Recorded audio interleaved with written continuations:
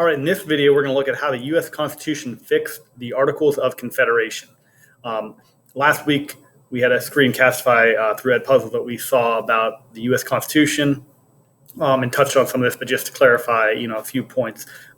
This week on your test, it'll mainly be about the Bill of Rights, but it'll also have questions about the U.S. Constitution, specifically looking at how it fixed the Articles of Confederation. So the Articles of Confederation was the first plan of government for America. Declaration of Independence is signed. We break away from Great Britain. Now we need some structure for the government. That is the Articles of Confederation. The Revolutionary War is still ongoing, so Britain would not respect America as an independent country, but with the victory in the Revolutionary War, America now is officially an independent country. Articles of Confederation is still in place, but very quickly it's apparent that the Articles of Confederation is not a strong enough document to rule the country at the time or into the future. So a convention is held, which would be what you see in the drawing here, and the U.S. Constitution is created. It's created mainly, the main purpose is make a stronger form of government and fix those problems. We want to make sure the same problems don't occur again that were in the Articles. So we're going to look here at some of the problems and basically under the Articles. So at the top here, under the Articles, what it did, and then how the Constitution fixed that. So under the Articles, the national government couldn't repay debt. So if the government owes money, they can't repay it. They have no way of collecting money to pay it back. They can request from the states funds and some of the debt there would be, war related. Paying soldiers' salaries would be a problem that they just couldn't pay back. So the Constitution, what they do to fix so that is not a problem moving forward, gives Congress the power to levy and collect taxes. So the federal government now can collect taxes. They have a form of revenue. They are able to borrow money on credit of the United States. And they can coin money. And this would be done, to prevent, say, having Ohio dollars and Pennsylvania dollars and New York dollars. We have, one official currency. So those are ways that the national government, under the Articles, couldn't repay debt, but how the Constitution fixed that. The primary reason being so that Congress could collect taxes. All right, this goes with the last point. But the economy was weak under the Articles. How'd they fix that? Congress was given the power to collect taxes. Under the Articles, there was a lack of central authority.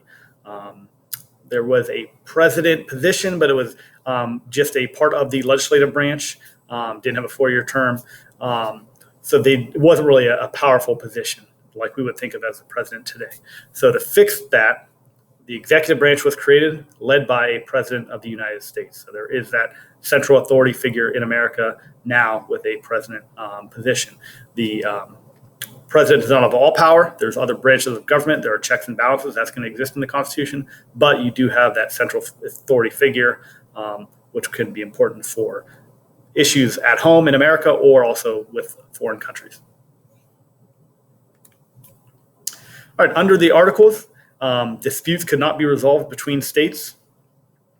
So if there was an issue between Pennsylvania and New York State, two states that border, maybe over who should be collecting revenue from a natural resource that's being mined, where's it at, tax collection between the two states, there wasn't really a formal way for the national government to help out under the Articles of Confederation.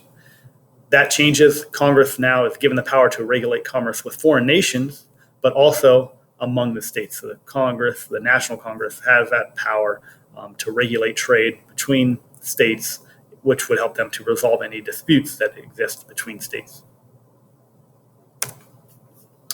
Under the Articles, there was a continued British military presence on American soil. So the Revolutionary War is over, and in the western part of America, which would be like the Northwest Territory, near Canada, near the Mississippi River, so not official states, but it is now, after the Revolutionary War, official territory of the new country of the United States of America.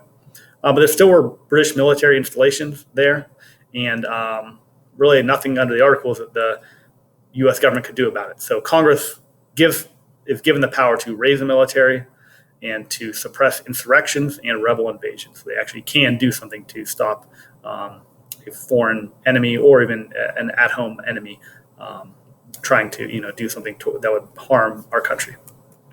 And so that is it. Those are issues that exist in the Articles of Confederation, and then how the U.S. Constitution fixed those problems.